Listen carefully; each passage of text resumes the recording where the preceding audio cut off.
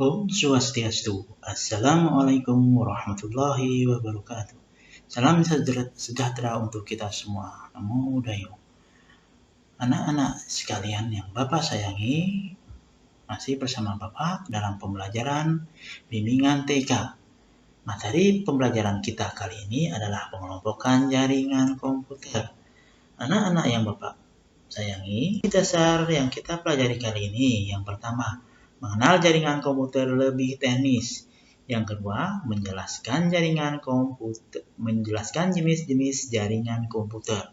Sedangkan indikator pencapaian kompetensi kali ini, yang pertama, menjelaskan jaringan komputer. Yang kedua, menyebutkan jenis-jenis jaringan komputer. Yang ketiga, menjelaskan jenis-jenis jaringan komputer. Dan yang keempat, menganalisis jenis-jenis jaringan komputer. Setelah kita mengetahui indikator pencapaian kompetensi yang kita pelajari kali ini, pembelajaran kita kali ini, yang pertama, setelah mengamati media pembelajaran pengelompokan jaringan komputer, peserta didik dapat menjelaskan jaringan komputer dengan baik.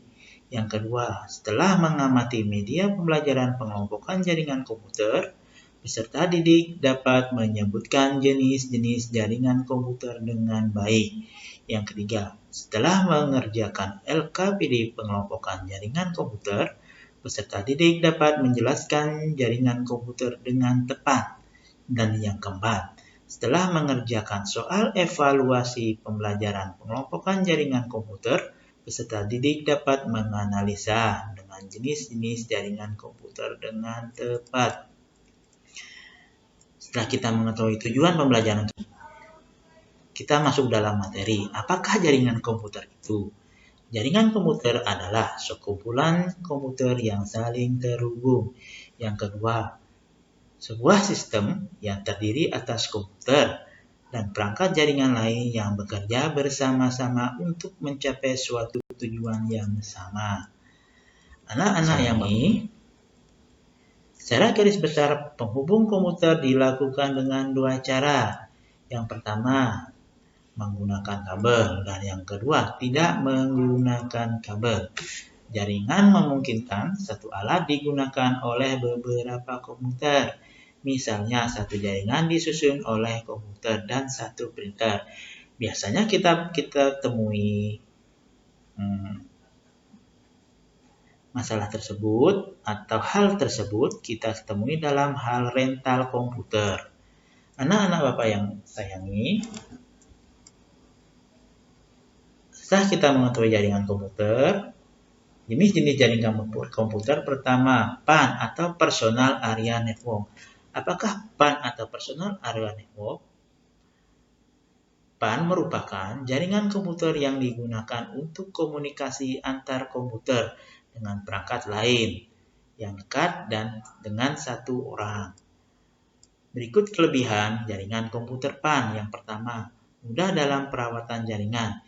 Yang kedua, jika ada permasalahan pada jaringan akan lebih mudah ditangani.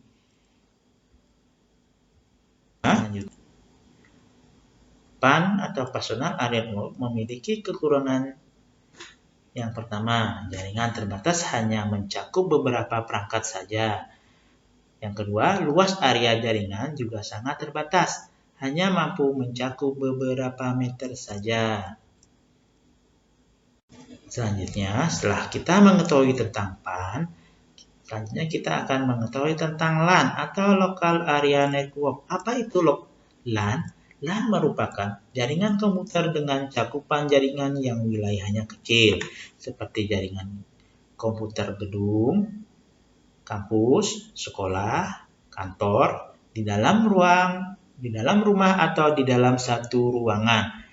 Beberapa komputer dalam lingkungan area kurang dari 5 km dengan kecepatan transfer antara 2 sampai 10 Mbps. LAN atau Local Area Network memiliki kelebihan. Yang pertama, melakukan transfer file melalui suatu server. Pengatur keluar masuk informasi adalah hal yang memungkinkan. Yang kedua, dapat dilakukan penggunaan sumber daya secara bersama-sama. Sedangkan kekurangannya yang pertama, Jika banyak PC yang terhubung jaringan LAN akan melambat. Yang kedua, software harus dirancang untuk multi-user. Dan yang ketiga, LAN begitu lambat di speed modemnya. Setelah kita mengetahui LAN, selanjutnya adalah MAN atau Metropolitan Area Network. Apa itu MAN? MAN merupakan suatu jaringan dalam suatu kota dengan transfer data berkecepatan tinggi yang menghubungkan berbagai lokasi, seperti kampus, perkantoran, pemerintahan, dan sebagainya. Jaringan MAN adalah gabungan dari beberapa LAN. Apa kelebihan dari MAN? Yang pertama, server kantor pusat dapat berfungsi sebagai pusat data dari kantor cabang. Yang kedua, transaksi real time atau saat itu juga. Dan yang ketiga, komunikasi antar wilayah atau kantor dapat melalui email, chatting, atau video conference. Sedangkan kelemahan dari MAN adalah biaya operasional mahal, instalasi infrastruktur tidak mudah, atau membentuk sebuah jaringan yang sulit. Dan yang tiga, rumit untuk diperbaiki pada saat terjadinya troubleshooting pada jaringan. Selanjutnya, setelah kita mengetahui MAN, selanjutnya adalah WAN atau Wide Area Network. Apa itu WAN?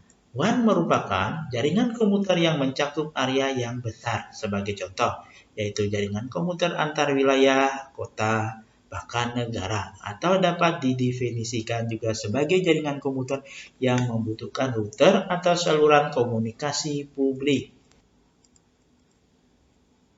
WAN atau Wide Area Network memiliki kelebihan yang pertama. Semua orang yang berada di dalam jaringan ini dapat menggunakan data yang sama. Yang kedua, dapat berbagi software atau resource dengan koneksi workstation. Dan yang ketiga, melakukan update data maupun pengumpulan data dapat dilakukan setiap WAN atau Wide Area Network memiliki kekurangan. Yang pertama, dipastikan biaya operasional mahal karena jarak yang sangat jauh dan luas. Dan yang kedua, instalasi jaringan rumit.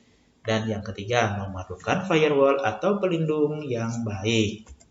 Sekian materi dari Bapak ucapkan terima kasih.